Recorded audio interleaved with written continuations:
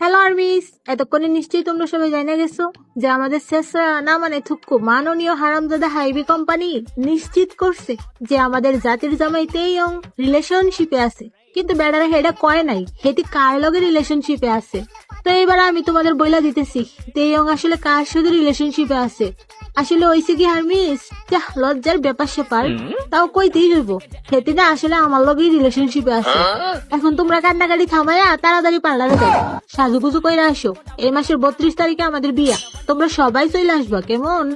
তো মাননীয় হারামজাদা মির্জাফর হাইবি, এবার আপনারা কিছু কই কেমন? শালার বেডা, কয়দিন পর পর নাটক শুরু করো, মামতাবাজি পাইছো? কয়দিন পর পর আমাদের 7 রাজার পিছনে কুত্তার মতো পড়ে থাকো, লজ্জা নাই তোমাদের? তোমাদের এই নাটক তো সস্তা হয়ে গেছে, নতুন কিছু করো। তা বলি, পিছনে যে লাগছো ঠেলায় সামলাইতে পারবা তো? তোমরা যে ভুলবশত ভুল ফ্যান্ডমের পিছনে লাগছো, এটা কি তোমরা বুঝতে পারতাছো না?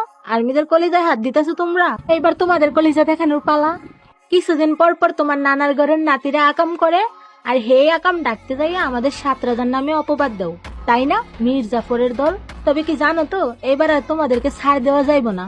আমাদের 7 রাজার জন্য যেমন আর্মিরা মরতেও পারে, তেমন মারতেও পারে, মনে রাখো।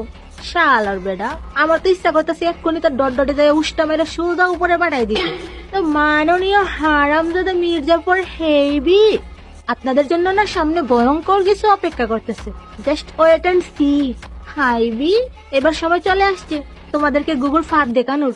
যাদের নাম বেসা পরিচিতি পাইছো, এখন তাদেরকেই বাস দেওয়ার চেষ্টা করতেছো।